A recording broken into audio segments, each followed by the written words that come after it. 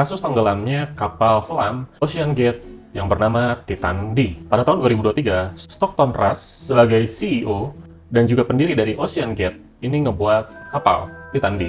Titan D ini awalnya untuk penyelaman, namun Stockton Rush ini memiliki ambisi untuk melihat puing-puing Titanic yang ada di Samudra Atlantik. Cuma masalahnya itu Titan D ini belum memiliki sertifikasi transportasi National Highway Traffic Safety Administration. Untuk produksi jumlahnya dari kapal Titan D ini, dia nggak cuma satu, ada beberapa. Untuk jumlah pastinya aku cari dan nggak nemu. Ya langsung aja kita bahas ketika kapal selam Ocean D Titan D ini meledak di Better is Matter.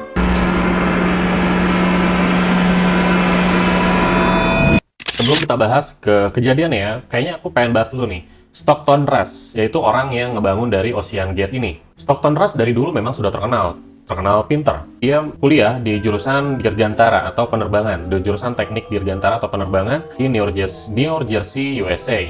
Tepatnya di Princeton University. Dia juga merupakan seorang pilot pesawat jet, dan itu pilot termuda sedunia. Dan Stockton Rush juga dulu senang juga, dia senang tentang Star Wars, tentang planet luar lah. Dan dia ada ambisi juga tuh sebenarnya buat jadi astronot. Dan sebenarnya dulu dia tuh punya ambisi yang tinggi banget buat ngeinjekin kaki pertama kalinya di planet Mars. Cuman ya itu udah keduluan tuh sama yang namanya Babang Elon Musk. Jadi deh, Stockton Rush ini ngebuat Ocean Gate, dimana ini kayak SpaceX-nya tapi di dunia lautan lah. Apa kabarnya ke laut? Selain udah keduluan ya sama Mamang Elon Musk, niat juga gitu. Karena laut kita ini sebenarnya yang baru dieksplor itu dari semuanya 100% itu hanya 25% aja yang bisa dipetakan.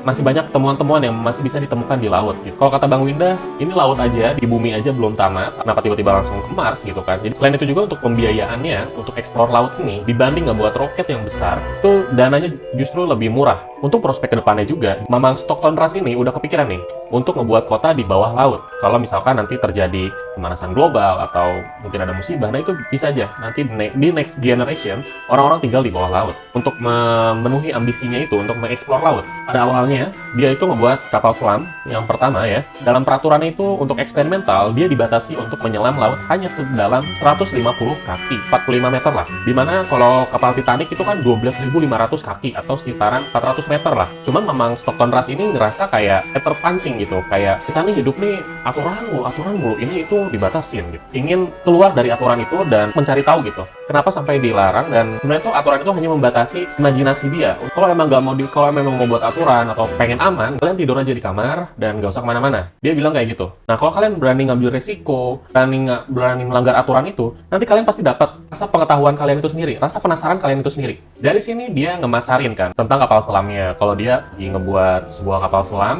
kalau kalian ngelihat bentukan awalnya itu, dia bentukannya kayak kapal selam GTA lah. Itu ada nama istilahnya, submersible ya. Mungkin GTA juga terinspirasi dari GTA, atau dari GTA mungkin terinspirasi. Dan dia juga masarin ke masyarakat, ke peneliti-peneliti yang lain, bahwa kapal selam ini merupakan transportasi yang termasuk aman. Dalam 35 tahun operasional dari kapal selam dan sudah membawa 15 juta penumpang yang ada di seluruh dunia, gak ada tuh orang yang mengalami cedera berat atau bahkan meninggal. Itu gak ada. Kita balik dulu ke backflash dulu ke awal. Jadi pertama tuh kan Stockton Rush ini kan ngebuat yang namanya Ocean Gate.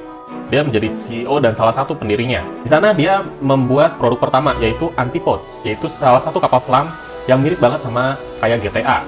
Dan kerennya, ini sudah disertifikasi sama biro perkapalan Amerika. Di situ keren dong, maksudnya ya bagus lah gitu, dan ya aman aja berarti kan dipakainya. Submersible-nya ini bisa nyelam sampai 1000 kaki atau 300 meter. Dan kalau untuk nyelam ke Titanic ya belum bisa, karena dia kisaran di 12.500 kaki atau kisaran 4.000 meter. Nah, di sini tuh dia melakukan beberapa kali penyelaman menggunakan Antipodes ini. Mana dulu tuh ada yang namanya kapal mini Titanic. Nama istilahnya itu adalah SS Governor.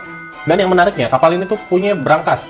Di mana situ ada emas yang ditafsirnya itu bisa kira-kira 1,5 sampai 4 juta dolar. Dan sebenarnya waktu itu udah sampai nyelam dan udah ngeliat kapalnya. Cuman mereka nggak berani explore dari tim Ocean Gate-nya, karena tuh kalau dia angkat ke atas, ya itu duitnya nggak bisa buat mereka, karena itu hak dari yang pemilik kapalnya itu sendiri. Selanjutnya dia menyelam pada kedalaman 984 kaki, ada yang 1250 kaki, dan akhirnya sampailah di yang 12.500 kaki. Ya bisa dibilang Titanic ini bisa di kedalamannya itu kalau ke atas itu setinggi Gunung Fuji. Di situ ya mereka lebih percaya diri lah Ocean Gate ini. Bahkan mereka sambil nyelam sambil nge-screening dari map dari lautan juga. dalam bentuk 2D maupun 3D. Wah, di sini orang pada heboh dong kanan kiri. Investor-investor pada nanya, wah ini bakal jadi SX lautan nggak? Ini jadi kayak menjanjikan gitu. Dan ini bahkan bentukan dari kapal selamnya itu, yang submersible-nya itu mau dihakpatenkan oleh pihak Ocean Gate-nya. Jadi nggak boleh tuh ada perusahaan lain ngebuat yang sepersis sama kayak Ocean Gate. Karena itu bakal menyalahi aturan hak patennya. Gile nggak tuh? Dan ditambah lagi dia mau jual di pasar bebas. Wah, tambah banyak tuh investor dan uang yang nampung di situ. Sampai-sampai waktu itu Macklemore, kalau kalian tahu lagunya, dia ikut turun ke dalam menyelam pakai submersible-nya ini sampai 400 kaki untuk melihat hiu yang bisa dibilang langka lah, yaitu hiu dengan 6 insang. Pokoknya jadi paparannya, exposure-nya terkenal lah Ocean Gate pada saat itu. Dan akhirnya pada saat itu ya Ocean Gate ngebuka dari jasa untuk perjalanan ke dalam bawah laut dengan seharga $250.000 US. Ya kisaran 3,8 miliar rupiah lah per orang. Pada sebelum bisa menyelam kan itu cuma bisa sampai 1.000 kaki ya, kalau yang antipode yang itu tuh. Nah, keterbatasan penyelaman, dia jadi ngebuat salah satu yang baru, kapal Cyclops 2. Sorry, yang nama pertama itu ternyata Cyclops, bukan antipode. Cyclops 1 dan yang akhirnya dilanjutkan lagi, Cyclops 1 yang bisa mencapai kedalaman 1.000 kaki, dan akhirnya dilanjut lagi dengan Cyclops 2 yang akan lebih dari 1.000 kaki. Sebenarnya untuk membuat kapal selam ini kan banyak pilihannya ya. Bisa ngebuat pabrik sesuai standarisasi. Dia yang produksi sendiri, dia yang ngebuat, dan diminta tolong pemerintah buat ngecek nih. Atau nyuruh pabrik lain atau orang yang udah memang berpengalaman ngebuat distandarisasi oleh hero dari produksi dari kapalnya itu sendiri. Itu kita minta tolong lah. Kita minta tolong ke mereka buat tin kapal selamnya gitu. Cuman mereka nggak ngelakuin dua-duanya.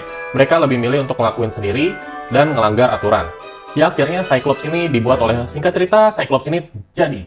Dan ya dengan standarisasi mereka pengen buktiin bahwa pemerintah itu salah gitu. Nggak usah terlalu ketat lah dalam ngebuat aturan. Itu kurang lebih dari ucapan mereka. Dari produksi Cyclops ini, kapalnya kerjasama sama yang namanya jurusan teknik fisika terapan, yaitu dari University dari Washington. Tujuan dari Stockton Rush ini memiliki prinsip, buat kapal sesederhana mungkin dan seefisien mungkin. Dan buat juga untuk sesederhana mungkin. Dasarnya sebenarnya kalau misalkan suatu alat dibuat sesulit mungkin, pelatihannya bakal panjang dan itu bakal makan biaya juga. Karena kadang butuh berminggu-minggu bahkan bertahun-tahun untuk ngejalanin suatu operaan. Itu bisa aja terjadi gitu. Jadi dia buat sesimpel mungkin. Sampai-sampai sesimpelnya itu kendarain dengan stick Logitech atau stick PS. Titan D ini bisa nampung sampai 5 orang, dawesnya juga di dalamnya di bagian depan. Dan setelah jadi ya beroperasi langsung penuh. Dan produksi Titan D ini nggak cuma satu aja, jadi ada beberapa. Cuman untuk jumlah pastinya, tadi yang dari awal video aku kasih tahu, kita nggak tahu. Yang jadi pertanyaan orang-orang adalah, apakah kapal ini aman atau enggak? Untuk membuat kapal itu, biasanya membuat kapal selam, submersible, itu yang paling utama adalah titanium. Karena ketahanannya ya, untuk melawan dari tekanan laut. Tekanan ini, kondisinya dari Titan D ini, titaniumnya ada bagian depan sama bagian belakang. Bagian tengah-tengahnya ini, dia buat dari fiber karbon. Dan ini biasanya memang dibuat untuk pesawat biasanya. Tapi kalau dalam kapal selam atau submersible ini, kita ngebutuhin dari titanium sebagai bahan utamanya. Cuman ini buat variasi sedemikian rupa, Konras ini pakai tadi ya carbon fiber untuk bagian penumpangnya. Kuat juga. Cuman di beberapa penelitian, dari beberapa praktisi, mereka bilang kalau menggunakan fiber karbon ini dia nggak kuat, dia nggak bisa kuat. Kalau memang pun kuat, dia mungkin cuma bisa dipakai beberapa kali aja dan tunggu waktunya nanti dia bakal pecah. Itu udah dikasih tahu. Udah banyak sekali masukan-masukan yang diberikan sampai kritik keras dikasih. Dan pada akhirnya, Cyclops 2 atau Titan D ini, dia ngebuktiin bahwa dia merupakan kapal pertama yang berhasil menyelam 4.000 meter dengan menggunakan bahan carbon fiber. Namun sayangnya karena sudah berhasil 4.000 meter dan udah menyelam beberapa kali, masih aja Konras ini belum aja mensertifikasi, belum aja memvalidasi dari keamanan kapalnya gitu, terhadap dari pemerintahan maupun dari suatu biro lainnya. Alasan Stockton Rush itu waktu dibilang, kenapa kok nggak bikin aja gitu. Nah, dia bilang gitu, karena kapal selam ini sebenarnya kapal selam yang terbuat dari fiber karbon ini belum ada aturannya gitu. Jadi mau ajuin juga ya, mau ngajuin apa gitu, karena aturannya belum ada gitu. Dan fakta uniknya adalah, waktu itu kan dia punya ambisi ya untuk menyelam dan untuk melihat Titanic ya. Bongkar terjadi pada tahun 1912. Dan Stockton Rush ini memiliki istri. Dan kebetulan istrinya ini merupakan, intinya tuh cicit dari generasi orang yang pernah naik dari Titanic itu sendiri. Karena Ocean Gate ini kan nggak bisa terus-terusan ya. Untuk penelitian, investor juga terbatas gitu kan. Mereka pasti butuh pemasukan. Nggak cuma dari penelitian terus-menerus. Jadi akhirnya pada saat itu mereka ngebuka dari jasa untuk melayanin perjalanan kapal selam, itu untuk mengunjungi dari kapal Titanic. Dan tentu sebelum untuk mengajak orang untuk naik ke kapal Titanic dengan harga dibanderol $250.000 atau 3,8 miliar rupiah per penumpang, mereka pasti pasti mereka cobain dulu, mereka nyelam dulu, dan mereka berhasil pada saat itu. Dan mereka juga ngejual nama Boeing dan juga Universitas Washington dan juga NASA, mereka membantu kerjasama dalam mendesain dari kapal Titan D ini. Dilihat dari operasinya juga sebenarnya bagus aja ya. Checklist sebelum menyelam, mulai teknisi, komunikasi antara pilot dan juga kapal induknya, itu ada. Dan ada indikator-indikator penting dari kapal itu sendiri. Dan dijelasin bahwa dari kapal ini tuh ada 3 indikator penting. Kalau misalkan salah satu dari indikator dari submersible ini ada yang intinya tidak aman, itu nggak bakal bisa jalan. Ini kapal nggak akan diizinin untuk menyelam. Nah, jadi kecil apapun kesalahannya atau errornya, kalau misalkan ada error, yang namanya error ya nggak akan diizinin buat bernyelam. Dari pihak luar, dari Ocean Gate, para peneliti, para aktivis, itu 30 anggota komunitas dari maritim ini, dia memperingatkan Stockton Rush tentang prosedur keselamatannya, ya, karena benar-benar ini bisa menjadi bahaya. Sampai-sampai ada momen di mana kepala pilot kapal selam, salah satu lembaga, itu dipecat dan dituntut sama Ocean Gate karena tentang dan merusak nama baik dari Ocean Gate. Dan akhirnya berjalanlah itu penumpang untuk menyelam, untuk melihat dari kapal Titanic ini. Sebelum dari proses penyelaman ini, mereka ada konsen atau perizinan lah untuk melakukan pernyataan kalau misalkan ada meninggal atau fisik sedikit aja, tergores sedikit aja, nah, itu mereka nggak bisa menuntut gitu ya. Berarti dari luka gores, luka ringan, luka sedang berat, dan sampai cacat, disabilitas, buta, sampai kematian, trauma psikis, paragraf ke paragraf itu ada diulang-ulang. Risiko ditanggung sendiri, bisa dibilang seperti itu, dan nggak boleh nuntut dari pihak Ocean Gate-nya itu sendiri. Jadi pada tahun 2021, sebenarnya tuh Titan D ini kan udah dicoba ya sama beberapa timnya. Ya, nama istilahnya itu uji coba selam. Itu ada kendala di mana pada kedalaman 30 meter, itu baling-balingnya nggak mau jalan sebelah gitu. Mesin mati gitu kan, sampai di dalam laut, komunikasi nggak bisa. Mereka otak-atik sendiri, akhirnya mereka bisa naik lagi dengan normal. Dan ada keluhan juga sebelumnya itu, pada saat uji coba, itu suara kretek-kretek di kapalnya itu sendiri. Dan itu diceritakan oleh mantan pilot dari Ocean Gate itu sendiri. Dan kejadian itu pernah berulang lagi pada tahun 2022, dan udah lapor juga sebenarnya ke Stockton Rush. Cuman Stockton Rush ini kurang menanggapi dari keluhan itu. Kapal Titan D ini yang menjadi nanti korbannya itu udah nyelam sebanyak 13 kali sampai berhasil sampai ke Titanic. Dan itu menurutku aman ya harusnya ya. Oke, ini final destination-nya. Dimana pada tanggal 18 Juni 2023, Ocean Gate Titanic ini siap untuk dijalankan.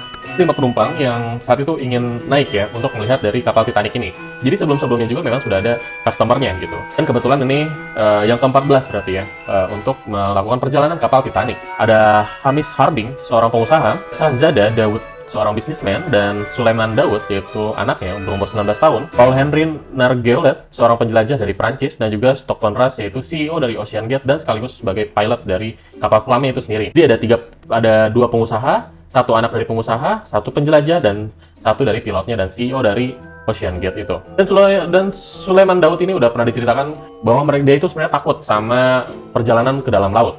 Cuman pada saat itu karena kebetulan bapaknya sedang ulang tahun dan bapaknya seperti sangat tertarik sekali kalau misalkan dia ikut. Anaknya ini rela karena sayang sama bapaknya, dia rela ikut untuk ke kapal selam itu sendiri walaupun dia takut. Kapal selam singkat cerita menyelam dalam waktu kurang dari 2 jam. Titan kehilangan komunikasi dengan kapal induk, dan akhirnya setelah 8 jam baru 1 orang kapal induk itu ngebentak, marah gitu.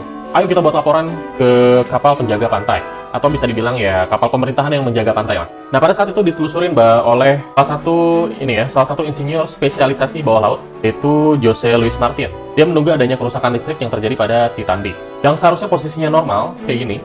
Kondisinya itu kan toilet, 4 penumpang, dan 1 pilotnya itu duduk paling belakang, dan itu ada layarnya. Karena mati listrik, kapalnya itu harusnya lurus kayak gini. Dia menukik dan akhirnya turun ke bawah. Nah, celakanya posisi kemudi pilot ini kan ada di belakang, ya di paling belakang. Pijitan emergensinya juga ada di belakang. Ketika kedorong ke depan, si emergency di belakang, pilotnya juga ikut ke depan, ya nggak bisa kepijit. Akhirnya mereka ke bawah, dan juga tekanannya cepat banget berubahnya. Dan akhirnya mereka meledak, bukan meledak ya, lebih kayak ke impulsi atau meledak ke arah dalam. Jadi pluk kayak gitu, kayak gepeng kayak gitu. Setelah itu, kenapa aku buat video ini? Karena ternyata video terbaru, ada video puing-puing dari Ocean Gate itu sendiri. Di situ terbagi menjadi 3 ya secara besarnya. Bagian belakang bagian titaniumnya, bagian tengah dari carbon fibernya, dan bagian depan dari bagian titanium juga yang ada WC-nya. Bahwa di carbon fibernya itu terjadi impulsi yang benar-benar luar biasa, benar-benar sampai gepeng gitu. Kapal ini tuh berada dari 485 meter dari kapal Titanic. Sedihnya juga, sambungan dari carbon fiber dan juga ke titaniumnya itu olesannya itu kayak kurang kenceng aja gitu. Seperti selai roti kalau dari Stockton Rush bilang gitu. Memang mungkin udah ada perhitungannya atau kayak gimana. Cuman seperti kayak kurang pakem aja gitu, harusnya dilas atau digimanain gitu kan. Dan di sini terjadi beberapa kontroversi. Ada yang bilang bahwa bahan-bahannya ini, aku belum tahu kebenarannya, benar atau enggak. Ada yang bilang bahwa bahan-bahannya itu dari pesawat bekas untuk menekan dari biaya produksi. Ada juga yang bilang bahwa submersible yang dipakai ini atau Titandi ini harusnya dinaikin dulu nih ke kapal induk. Karena cuaca dan lain-lain bergoyang, nah dia nggak dinaikin ke kapal induk. Mungkin itu bisa menjadi faktor kan yang terjadi pada Titandi ini. Dan di sini ada yang beranggapan juga bahwa kalau sebenarnya itu Stockton Rush ini cemburu atau nggak suka lah melihat Elon Musk dengan SpaceX-nya yang sukses gitu. Oke, mungkin itu aja pembahasan dari gue. Sebenarnya banyak sekali pertanyaan-pertanyaan yang bikin penasaran atau kalian mungkin tahu informasi tambahannya, boleh komen di bawah. Seperti misalkan kayak di pemerintahannya gimana, apakah didenda atau enggak. Terus kayak misalkan, apakah ini Ocean Gate lanjut atau enggak? Atau aku langsung ditutup ya, setelah kejadian itu Ocean Gate resmi ditutup. Oke, mudah-mudahan kalian suka dengan informasi yang saya sampaikan. Penasaran hal yang bagus, ngebuat kita supaya motivasi teradrenalin buat mencari sesuatu itu. Cuman, dan berlebihan juga karena rasa penasaran itu bisa membunuhmu juga. See you on the next weeks.